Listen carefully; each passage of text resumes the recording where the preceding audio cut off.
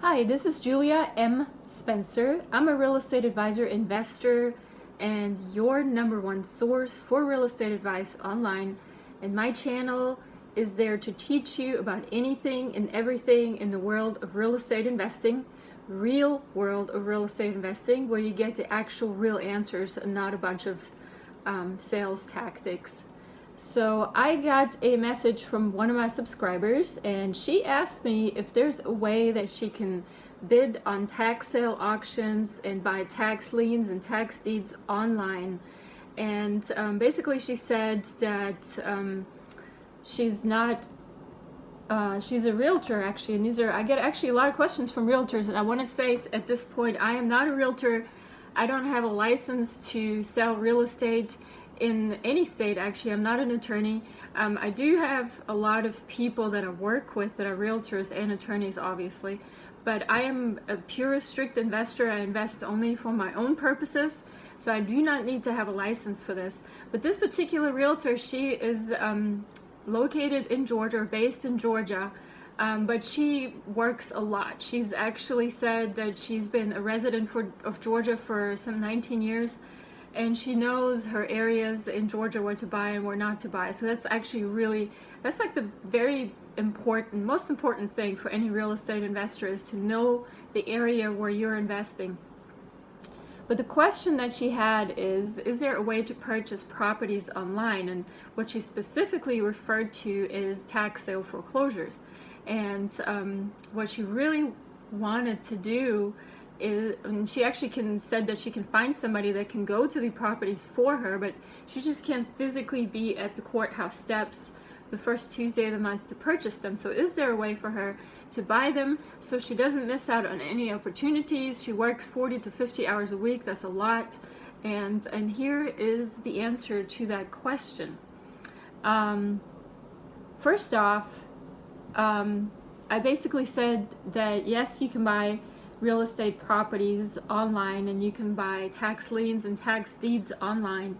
However, there is really no universal way of how it is done in any one state, county, city, or other municipality that sells tax liens. So location is like, the location or the manner of the sale is actually location specific.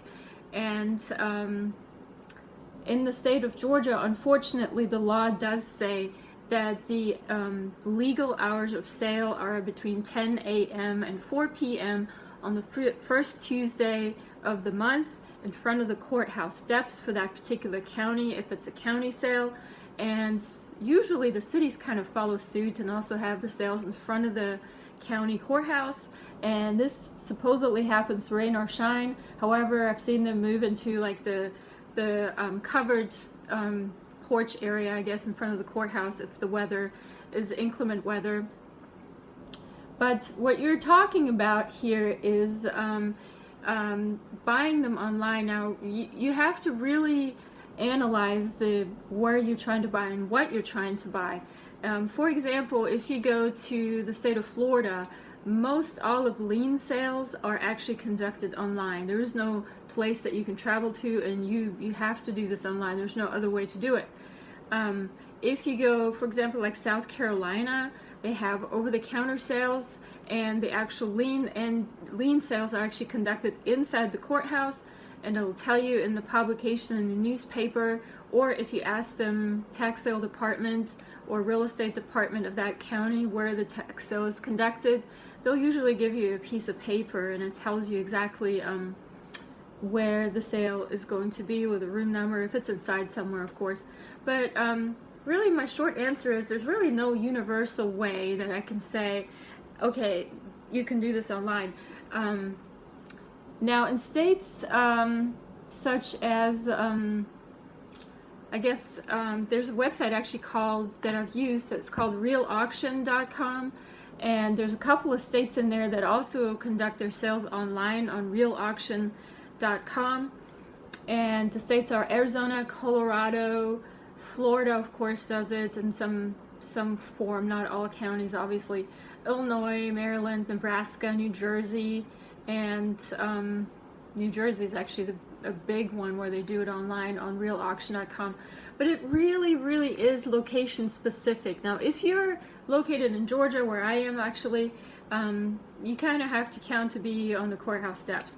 Now, the way that you can do this and the way you can remedy this if you can't be there in person is get somebody to go there for you. Give them a maximum amount, do all the research, tell them, okay, this is the property I want to bid on, this is how much the maximum amount should be, and send them on their merry way to do this for you. In fact, a lot of the auctions that I go to, people are the people that are buying the properties are not actually the owners, they're just people that are sent to buy the properties for the owners. And this is especially true in a state like Georgia, where the sale is on one day of the month at the same time in every county. And so you can't possibly be at all places at the same time. But it's very easy to find somebody to do this for you. You can just put an ad on Craigslist for someone to help you do this. And there's another way that I have discovered how you can get these properties without having to go to the auction. I do explain this in my ebook on how to make money with tax sale foreclosures. You can also check my website. Probably by the time that you watch this video, I'm going to have my second book out on that same topic, which is how to make more money with tax sale foreclosures. And it's going to have some details and some of the things that I've done. And what you basically need to do is you need to start sort of like your network. You need to go to a couple of sales, actually probably a lot of sales if you're a beginner, and start collecting business cards and connections and people. And people will be going to these sales, a lot of small time investors, sometimes big time investors, and they buy these properties up and they're kind of just hold them. And they're not quite sure yet what they want to do with them. They don't really have a way of how to deal with it, what if they're going to rent it, flip it, wholesale it, whatever, and they just kind of hold them. And so you contact these people and you're like, hey, what is in your portfolio right now for this county? What other counties do you have? Give me the list of the properties that you have. Now, I can guarantee you that a lot of these investors have likely already amassed a large portfolio of land or lots or properties that they may want to keep but aren't really hot and keen on keeping because they're just properties that aren't really inside their sweet spot or their niche of what they want to do. And so what they do is they can just hold them and try to figure out what to do with them later. So what you can do is you can approach these other investors, this is after the tax sale, and basically say, hey, can I see your portfolio and would you mind giving me this or this and this property, whichever one that you find, and I'll give you what you paid for plus the 20%. This has two advantages. First off, the investor gets rid of them, so no more tax burden, especially if they had it for a while and are not using it, renting it, or doing anything else with it. It's a burden, it's a liability that's kind of sucking money out of their money funds. But second off, you're getting the property into a redemption period that is either already done or it's already significantly advanced that you can borrow redemption rights and gain ownership and possession of that property much sooner than the redemption period. And this actually touches on another question another one of my subscribers had is how can you wholesale and flip these properties quickly when you have to wait for the redemption period is up? Well, you don't have to wait for the redemption period to be up. The day to move on a property is the day that you bought it.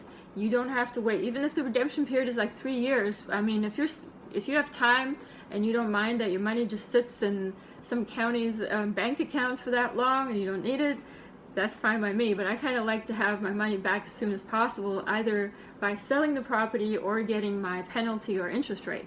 So I start trying to find the owners immediately and try to contact them, send them letters, call them, email them, whatever, and figure out some way to resolve any property. So you don't have to wait the year, you don't have to wait for the redemption period is up. You're also not trespassing if you have an agreement with the owner to actually get into the property and do something with it. And this is how you can move the process along a little bit. You know, you don't have like all these years to sit around and wait for things to happen. It is up to you to make things happen. So, so yes, you can definitely buy properties online if you can't be there at the auction in person. However, you can also get properties not online, but through other means, and you can greatly reduce the time frame between purchase and the time that you actually take possession and can actually do something with the property. All of this explained in my ebooks on my website, juliamspencer.com. It's at the bottom of this video.